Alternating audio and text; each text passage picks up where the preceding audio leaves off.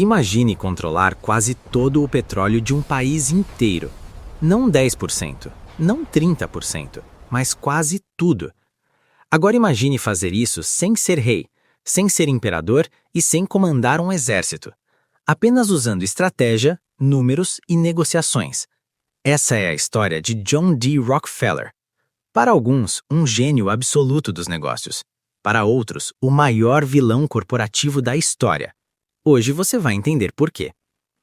Voltamos ao século XIX. O petróleo ainda era um mercado caótico. Pequenas refinarias, desperdício enorme, preços instáveis e pouca organização. Nesse cenário, surge um jovem contador disciplinado, obcecado por eficiência e controle de custos. Rockefeller não era o mais carismático, não era o mais ousado publicamente, mas tinha algo raro: disciplina extrema e visão de escala. Enquanto muitos queriam lucro rápido, ele queria a estrutura. Em vez de apostar em sorte, ele media tudo: cada gasto, cada perda, cada centavo. Ele acreditava que quem controla o custo controla o mercado, e começou a aplicar isso nas refinarias de petróleo. Seu método era simples na teoria e brutal na prática: produzir melhor, gastar menos e reinvestir sempre. Ele reaproveitava subprodutos que outros jogavam fora, negociava contratos com rigor quase obsessivo, padronizava processos. Resultado, conseguia vender mais barato que os concorrentes e ainda lucrar. Mas o grande salto veio quando ele entendeu que não bastava produzir bem. Era preciso dominar a logística. O transporte ferroviário era o gargalo do setor. Rockefeller negociou descontos agressivos com ferrovias, contratos preferenciais, custos menores que os rivais. Isso deu a ele uma vantagem estrutural. Críticos chamariam isso depois de jogo desleal. Defensores chamariam de negociação brilhante. Com custos menores, muitos concorrentes começaram a quebrar, e aqui entra a parte mais polêmica. Rockefeller frequentemente oferecia duas opções: vender a empresa ou competir até falir. Muitos venderam. Assim nasceu a Standard Oil, que cresceu comprando, absorvendo ou eliminando concorrentes. Em poucas décadas, a empresa controlava cerca de 90% do refino de petróleo nos Estados Unidos, um nível de domínio nunca visto na indústria moderna até então. Para apoiadores, isso trouxe eficiência, preços mais baixos e padronização. Para críticos, isso destruiu a concorrência e concentrou o poder demais em mãos privadas. A pergunta começa aqui: quando eficiência vira monopólio?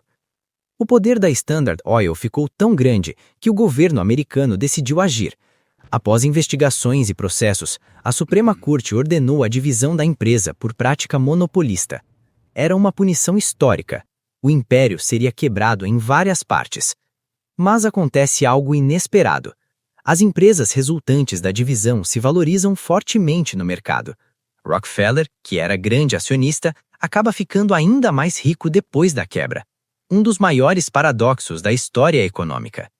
Outra camada da controvérsia envolve sua imagem pública.